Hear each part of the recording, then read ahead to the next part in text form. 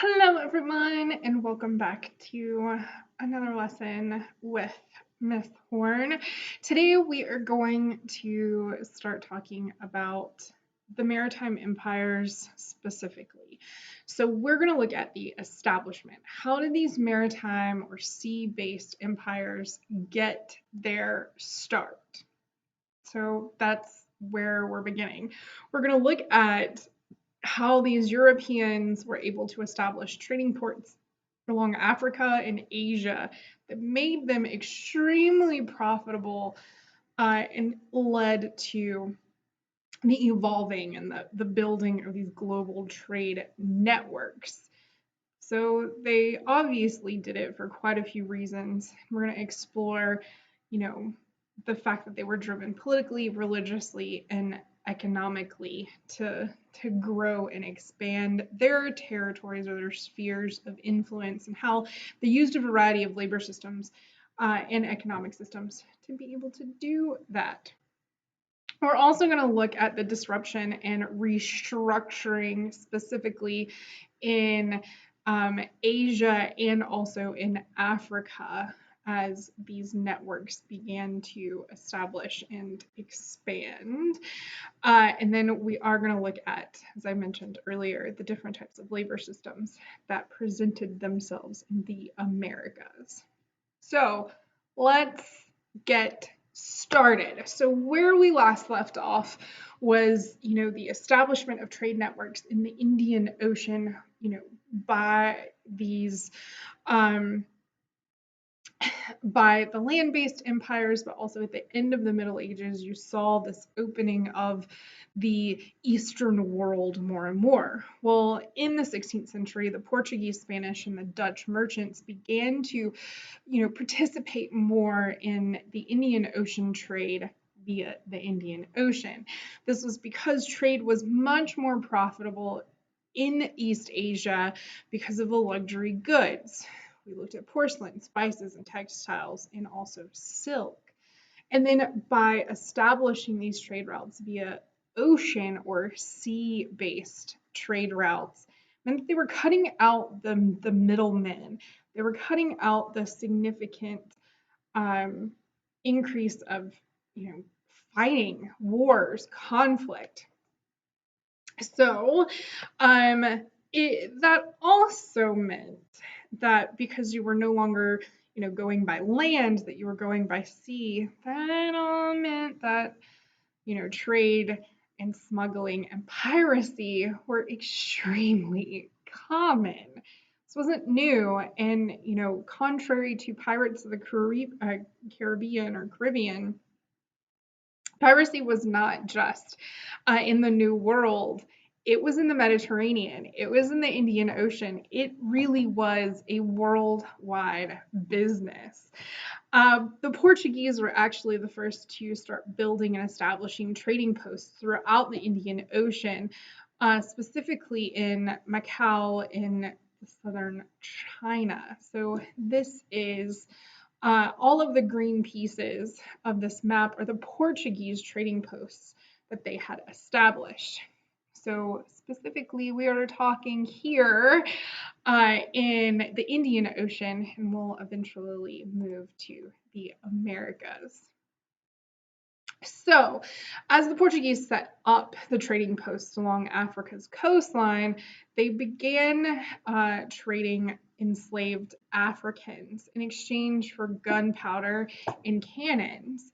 So, explorers and traders and missionaries had a lot of interactions with various kingdoms along the coast of Africa, which led to more cultural diffusion. Vasco da Gama actually invaded the Swahili city-states in 1498. And the Portuguese officially took over Kilwa and Mombasa with the use of heavily armed ships. Again, these were Europeans who were using gunpowder and cannons against people who had spears. It's not really, a fight there. The Chinese also did not want any of Europe's goods. They actually thought that European goods were inferior to what they could make, but they did want the silver. So as Europeans started to expand their area of reach, and as they started to find new resources, particularly the silver of the Americas, it's when you started to see Asia, specifically China and Japan, want more silver. Initially, the Japanese actually supplied the silver to the Chinese, but once the silver mines had been discovered in modern day Bolivia, that's when you started to see the increase of European silver in China. European traders also brought, the New World or Western Hemisphere crops with them. So you started to see sweet potatoes and corn and peanuts start to really pop up in Asia during this time, as well as the rest of the world, right? We talked about the Columbian Exchange.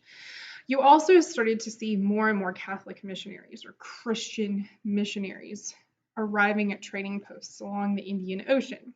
Because remember, the driving forces of European exploration was the 3 G's: God, gold, and glory. This is when you started to see those Jesuits being sent to China and Japan, trying to convert,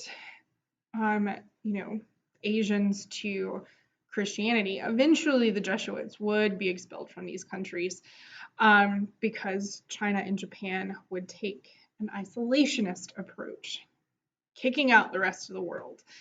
Thank you, Opium Wars in China in particular. Then you had the Portugal Trading Post Empire really be established because of these routes into the Indian Ocean. They accomplished this dominance by forcing merchants to stop at trading posts and to pay a tax or a duty there. The first Portuguese trading post was actually built in Calcutta in India in 1498. And by the mid 16th century, they had about 50 trading posts along the Indian Ocean, all the way from Mozambique, all the way out to, Malacca, Gao, just all over the place. So this is a map that shows you how expansive the global silver trade was in the 17th century. And here depicts a folding screen of Portuguese sailors arriving in Japan. So as the European empires began to be established in the Indian Ocean, they were also creating empires in the Americas. So Spain focused solely on the Caribbean and then the mainland in the 16th century. And they were able to conquer the Mexica or the Aztecs and the Inca. Portugal would eventually establish colonies along the coast in Brazil. The British, French, and the Dutch would come later in the 17th century. The British, French, and the Dutch, the British and the Dutch in particular would continue focusing on the Indian Ocean. In France, this was right around the time when France started to have financial problems, so they started to focus more on dominance within Europe versus dominance within the rest of the world. But as you can see from the map, they did have a significant portion of the New World, more so than the British did. But that would change as wars begin to crop up in the New World. And all of this in the New World was done over the fight for natural resources. These colonies would end up adding additional funds to the European mother countries. And as additional funding came with the expansion of resources in the New World from the Old World and the growth of European colonies. So basically, European countries were making bank off of the colonies in the Americas. So one of the things that we do have to talk about is the Treaty of Tordesillas. This was established in 1494 because there was this political rivalry that began to heat up between the Portuguese and Spain. They definitely disagreed over who had complete and total control over the Americas. So since both of these empires were Catholic, they looked to the Pope for guidance. And so the Pope basically created this imaginary line that divided the lands between the two. And this would become known as the Treaty of Tordesillas. Eventually, they would argue about lands around the Pacific, but that would come much later. And I actually think that the Treaty of Tordesillas screwed over the Portuguese, because the Treaty of Tordesillas basically said that anything east, or actually anything west of the imaginary line, this one here, was controlled by the Spanish, and everything to the east was controlled by the Portuguese, which kind of is like a slap in the face of the Portuguese now, because we know that everything past that line to the west has a lot more land behind it, so it has a lot more resources. Now, Portugal would actually end up breaking that a little bit by controlling all of Brazil, which definitely goes into Spanish territory. But the Spanish really viewed, much of Brazil, which much of Brazil is the Amazon, as, staying away from it. It's, thick, heavy rainforest. So they didn't necessarily go into it. They kept to, more to the west in Brazil. So really the only possessions in the Americas that the Portuguese had was Brazil. Poor little Portugal. If it wasn't for Portugal, none of this really would have started. So let's talk about Hernan Cortez for a second. So he was a Spanish conquistador who definitely sought glory and wanted wealth of his own. So he arrived in Tenochtitlan with less than 1,000 men, but he was able to conquer the Mexican capital because of his superior technology. I would actually continue to argue against this, because they did fight with the Aztec at first, and the Aztec won because they knew the land. The only reason why Hernan Cortez was able to defeat the Aztec the way that he did was, yes, with superior technology, but also with diseases. The Aztecs in Mexico were never exposed to the old world diseases, so they had no immunity built up to it. So Cortez and his men were able to quickly establish dominance over the Aztec and Montezuma because, well, disease. Now, I have continually argued and will continue to argue well past this class, or well past this year, that the Aztec were way more civilized and advanced than Cortez and the Spanish who found them, because they built an entire floating city. They had aqueducts, they had dams, they had running water. Come on. But because they didn't have immunity, and because they sacrificed humans and they wore the clothes that they did, they were seen as being inferior to the Spanish. So let's move further south. So you have Pizarro in the Inca. So Pizarro was inspired by the successes of Cortez, so he headed to South America. And due to succession issues and also disease, the Inca were already in complete and utter disarray. So what I like to say Pizarro did is he took one from Cortez's book, that in order to conquer the Incan Empire, that he would need to use the guns, horses, and most importantly, diseases to be able to get rid of the problem. Incas would use guerrilla warfare, as a means of protecting themselves and also conquering others. While they won first, they would ultimately lose because disease. Yay. And then also Pizarro led to the discovery of a silver mine in Potosi.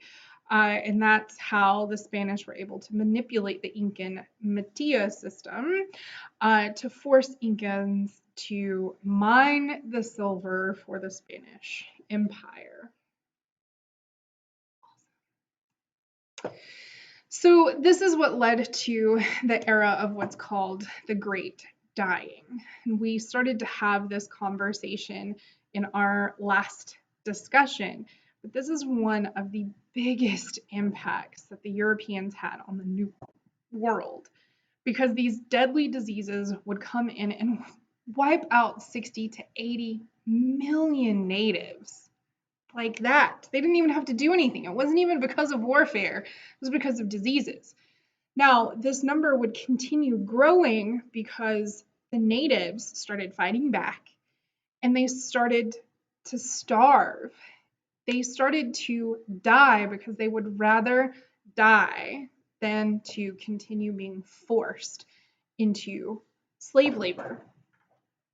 And also, one of the reasons why the Spanish and the Portuguese used indigenous populations for labor is because there was no domestication of animals. And because there was no domestication of animals, that meant that they were not exposed to the old world diseases like smallpox, measles, typhus, the flu, malaria, and so on. So the indigenous people on the Caribbean islands were gone essentially within 50 years. 90% of the native population would just disappear from the Americas. And it wasn't just in South America that this was happening. It was also happening in North America too, as you'll learn in your US history courses. So the Spanish and Portuguese empires, they were claimed by the conquistadors, who claimed to have discovered lands in the name of their empires. And, like I said, mostly it was Spain. The Portuguese were preoccupied with their other interests in Africa, in Asia. The viceroys would actually be appointed to administer Portuguese will in Brazil. And the Spanish would actually establish two centers of authority, one in Mexico and the other in Peru. Later, these would be divided into four different viceroyal royalties, can't talk, in the Audiencia of Chile. And they also would destroy Tenochtitlan and build Mexico City on top of it. You can go to Mexico City today and see pieces of Tenochtitlan, but for the most part, it's all gone. They also built administrative buildings in old Incan centers in Cuzco, and then they would actually move the capital of the Incan Empire in Peru to Lima. Yay! Chile. Sorry, I think I said Peru. So the viceroys that were controlling the empire in the America were actually the king's representatives. Their communication was often difficult, and the viceroys, operated fairly independently because it took 6 months to get to the New World from the old. So the viceroys would end up setting up governments in urban areas, and many members of the bureaucracy would actually live nearby. And until the 17th century, most officials were born in Spain, but over time, these posts were given to the new generation, which were first generation or second generation born in the Americas. You also began to see urban settlement patterns in Brazil become similar. You had Jesuits and priests arrive to convert natives. They set up residencies and churches. Priests also saw to the spiritual needs of Europeans and established schools. And then you had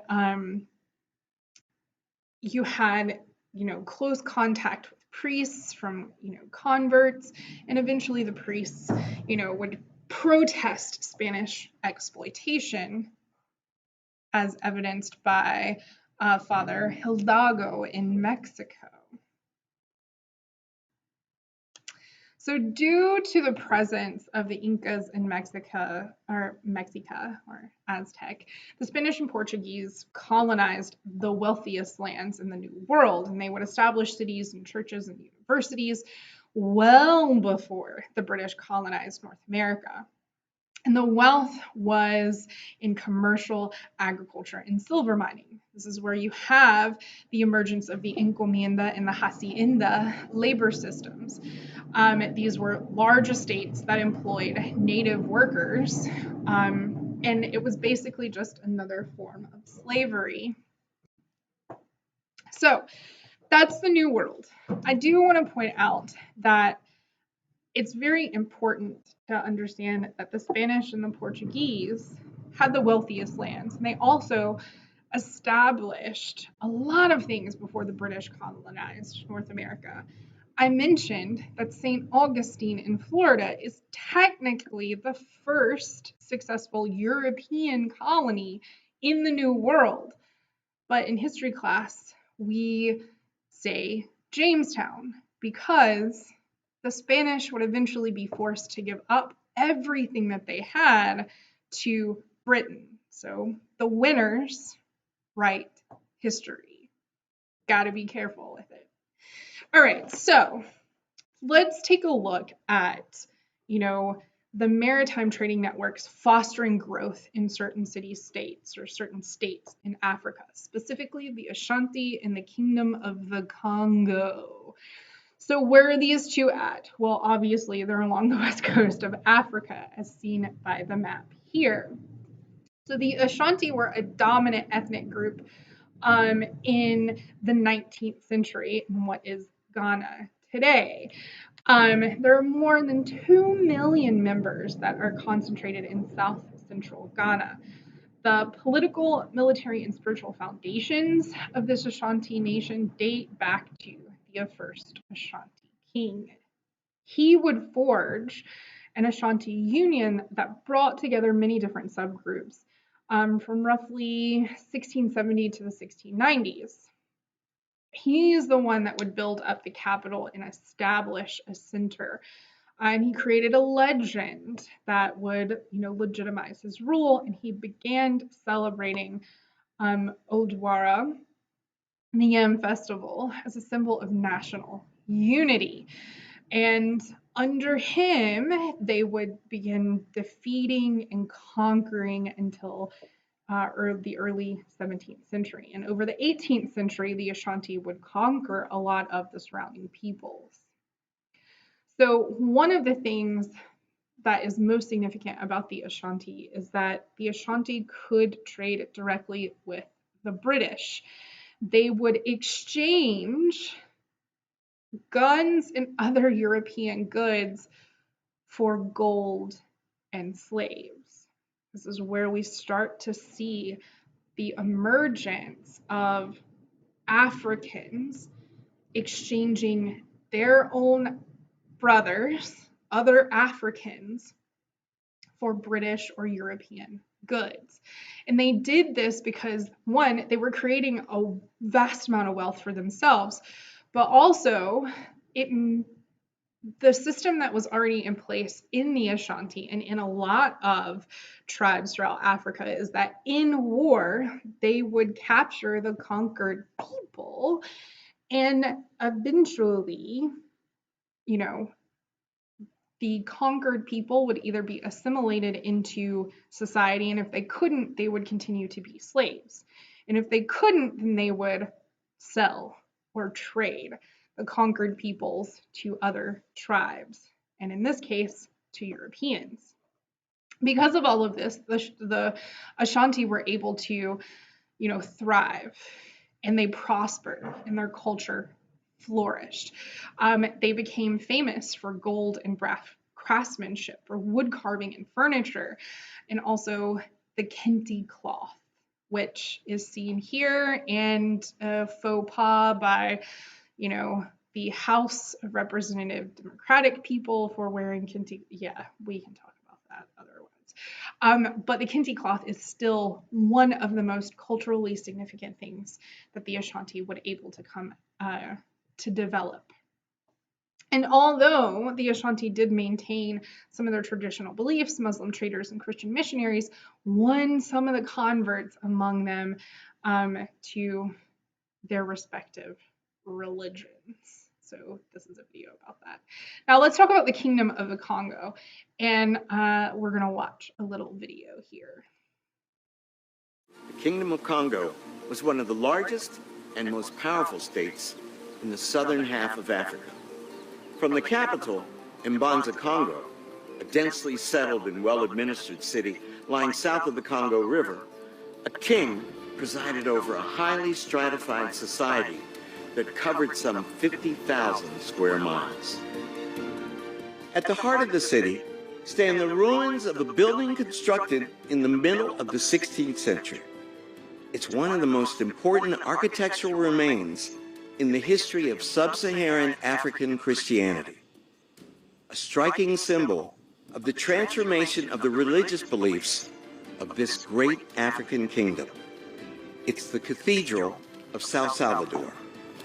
What did you think when you first heard that there was an African cathedral in before 1600? I couldn't believe it. Tell me about it. The cathedral was built in 1549. And it's an incredible thing. Think about having a cathedral to fulfill the destiny of Christianity in Africa. Do the people here know about this history? Many of the references say the place was a temple that connected to all religions. So that would make sense. That makes sense. The second tale is always the king knew he wanted to be a Christian, and he decided to build this monument to honor this incredible transformation. The adoption of Roman Catholicism by the King of Congo in 1491 not only changed the official religion of the kingdom, but it inserted Congo into the very heart of European power.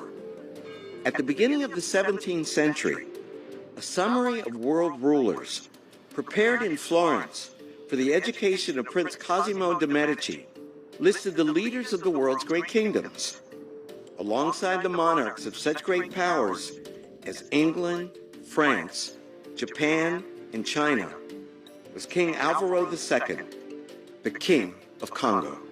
The ruler of a powerful African kingdom converts to Roman Catholicism in 1491, sends his own ambassadors to the royal court of Portugal and to the Vatican, and one of his successors in Shakespeare's time is listed as one of the world's great rulers. How could every school child not be taught this about the history of the great African continent? All right, y'all, we will talk more about this in our discussion in class next.